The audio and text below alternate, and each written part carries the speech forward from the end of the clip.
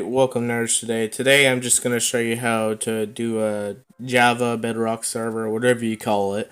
It's a PaperMc server, and you can run it on your phone. You're going to need PaperMc itself, a text editor most likely, and C archiver. So the first thing you really want to do is just make sure you have PaperMc granted files access and all that. Alright, and then you're going to do package install OpenJDK17. It might give you a few errors, it might say bad or whatever, but if it says connecting and all that, it should work. I'll just do it for an example. Even though I already have it, it's just going to take a lot of internet. Alright, I already have it. Just make sure you paste that command in and you'll be good.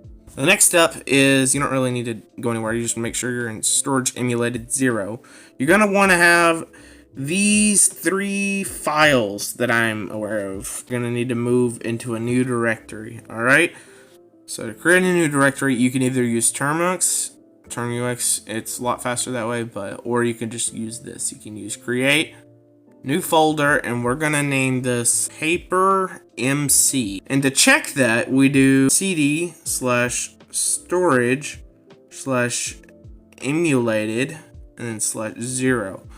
Now we're in the storage emulated 0, like we would be in a files app. So we do ls, and that just checks, and you can see that the stuff is there. You can see PaperMc is a new directory.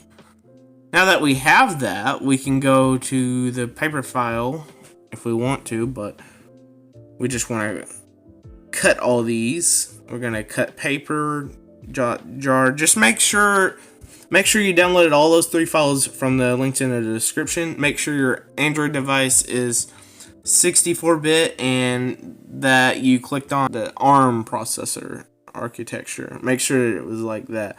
So we're going to go into PaperMc and make sure all your files are in there.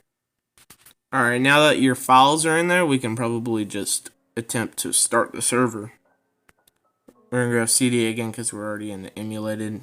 And then / whatever folder you have in there, like for example PaperMc. Alright, that's now that we're in there, we can go ls.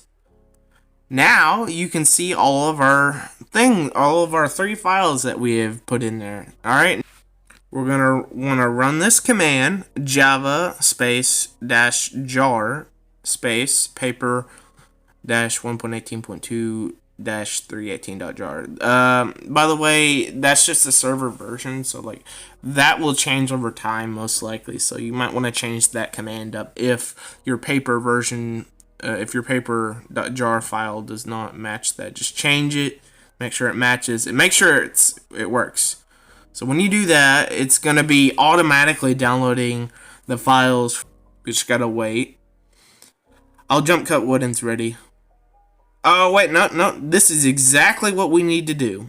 Alright, we need to wait, because this is what is supposed to happen. It purposely crashes. You need to go to our Z Archiver app, and then we scroll down and look for PaperMc.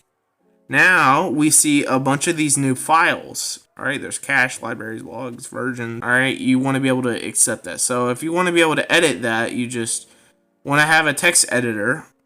Alright, make sure you have floating apps or some other text editor, and open just once. And then you want to make sure EULA is set to true. Otherwise, Minecraft will not run your server, or your server just won't run if it doesn't do that. Save EULA.txt. Save. There we go. See, it was recently downloaded. Oh, there's already another one.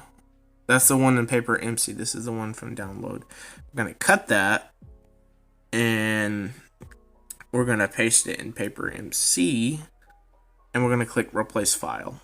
If you want to be able to edit server.properties, you're going to have to change that to server.properties.txt, so it'll be a text file. Alright, that's how you edit it. And then after you're done saving it and moving it back in and replacing the file again, you want to change the server.properties.txt to a JSON file, and you're going to click rename, and then you're going to get rid of, and then you're going to rename what you just did again, and you're going to rename it to server.properties, and it will work.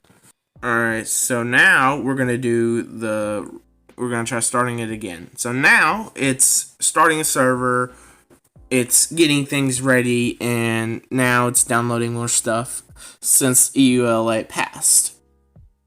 This is automatic. It's going to give you warnings and all kinds of stuff. Anyways, now the Java server should be running. This is if you just want to run the Java server itself without Bedrock users. This is just the Java server itself. That's instantly. But if you want to have Bedrock users to be able to connect, we're going to have to do these next few steps with those other files that are still in the directory. Alright, we're going to go back here. Alright, we're going to reload, and you can see now there's a lot more files in here. The server had created a lot more files. So since we have Floodgate and Geyser, so we're going to cut this, and we're going to paste it in the plugins folder. And it doesn't matter even if the server's running, so you should do stop. If stop doesn't work, then just exit termux. This is how you would start the server with Geyser. Yep. Make sure that version is correct and that it lines up with your paper jar. Once you run this the second time, it should automatically detect the plugins you have added to it. Yep, that's normal. Alright, now our Geyser server should be running. Alright, so once you're in Minecraft, we're just gonna wait for it to load.